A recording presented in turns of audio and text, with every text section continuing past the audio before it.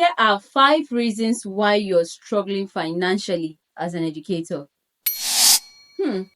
I know what you're thinking. Poor salary, right? No. Hold on. I am not saying that poor salary or remuneration is not a contributing factor to why many teachers struggle financially.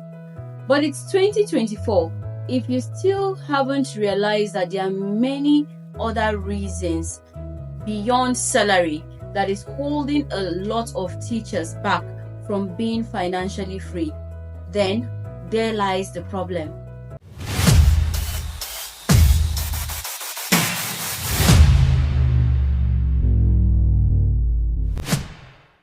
There are many reasons why teachers struggle financially. In fact, the world believes that teaching is a poor profession. But there's a reason why teachers are poor in the 21st century when they ought to be the wealthiest profession. In fact, if you increase the salary of an average teacher by 100%, trust me, they will still struggle financially. So today, we're going to be talking about 5 reasons why teachers struggle beyond poor salary. Most of the time, you find teachers complain about how poorly they are paid, how incentives are not given, how they are underpaid or unappreciated, despite all the hard work and passion they put into their jobs. And you find that they really long to be financially independent. They want more for themselves. They want to make money, and be financially stable, be able to afford all the things that they want. But the truth is, they are only making wishes without doing anything about it. Yes, most of the time they depend on just going to work, coming back to pay bills, and then there's nothing left for them, to take care of themselves or afford other things, necessities that they really want to. They don't do anything about their lives except wish and wish and wish and complain and complain and complain about being poor. So that already says that you're not ready to become wealthy. Ask every other person that has been every wealthy person you know. They decided they want to be rich, and they decided to go for what works to get them rich. Now, as an educator, what steps have you made to consciously build wealth? Are you sitting out there complaining like every other teacher, or are you getting to work, educating yourself on financial literacy so that you can be financially free? So if you've not decided to be financially free, you will continue to struggle as an educator. So the first step to being financially free is deciding you want to be financially free. You lack financial literacy. The lack of financial literacy is one of the major reasons why we have a lot of poor people in the world today. And teachers are not left behind. Beyond that contribution or that cooperative society that you've joined, where you save up money monthly or maybe even weekly, and then at the end of the day you gather the money to buy something or do something for yourself, there is something called financial literacy. You need to understand how money works. You need to understand or know how to multiply money or make money work for you.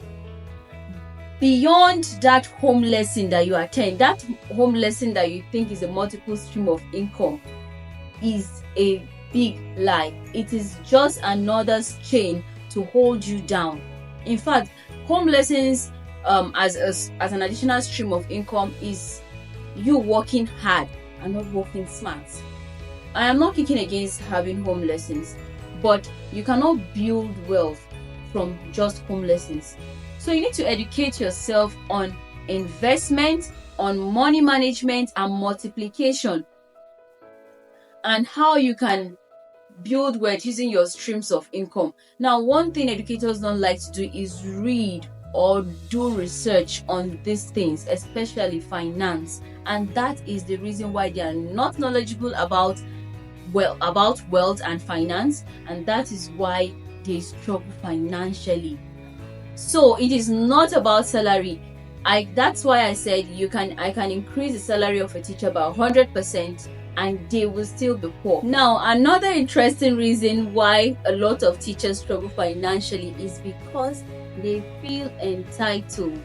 and they do not want to take responsibility for their own wealth. So you find a group of teachers and you ask them, oh, why are you poor? They will tell you, that school is not paying well, the government does not care about us, they don't pay teachers well, and all of that. Yes, we understand that. That is true.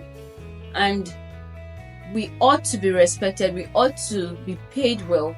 But the earlier you realize that the government is not responsible for your own wealth, the better for you. So it's up to you. In fact, the wealthiest people you find today in the world today did not depend on the government to become wealthy or to become financially stable. So you as an educator also need to realize that the government does not owe you wealth. The school where you work does not owe you wealth. In fact, if you feel like you need a raise, you need to work for it, or possibly even change your school. So your head teacher, the school management does not owe you wealth. They will pay your salary, but building wealth and being financially stable has nothing to do with the government or your school. It has to do with you. So you need to sit up and take responsibility for your own wealth and financial stability. So ask yourself, what can I do? Now, I have studied these things and I have seen the pattern that has played for generations, mindsets and beliefs that have held teachers back and made them financially stagnant. That is the reason why I wrote the book 25 Reasons Why You're a Poor Teacher. These are practical reasons, relatable reasons, real reasons why teachers struggle. I recommend that you read this book to find out more. I didn't just write the reasons why teachers struggle. I also put down steps and strategies for you to be able to work towards these reasons. In fact, to be able to correct this mindset and also gain financial freedom. It doesn't come easy. But the question is, are you ready? Have you decided to be financially free? If you've decided to be financially free and you really want to be financially free beyond your passion, I am not ruling out passion, you need to read this book. I'll leave the link to the purchase of this book in the description below. Read it and get to work if you truly intend to be financially free. There are teachers who do not know their worth. They do not know the value of their skills and experiences, and that has caused them to have poor negotiation skills. It will shock you to find out that in the present day Nigeria, or in this 21st century, in 2024, there are teachers who still earn as low as 15,000 naira or even 10,000 naira for taking lessons where they have to go 3 to 5 times a day and spend more than 2 hours. Now, if you need proof, you can find me and I'm going to show you proof that these things happen. Imagine going for home lessons after work every day, an exhausted teacher going for home lessons after work every day. At the end of the month, they collect 15,000 naira. In the present day economy, please, what can you afford with that? Now, there are teachers who are earning very high. For an hour, they collect up to 15,000 naira for teaching an hour. Yes, there are teachers like that. Now, if you do not know your worth, if you do not know your value and the worth of your skills, you will underpay yourself, you will subcharge yourself. And in fact, if you don't value yourself, others will not value you. There are many teachers who have gone through a lot of trainings and professional development, and they still do not know the worth of everything that they have and even how they can monetize it.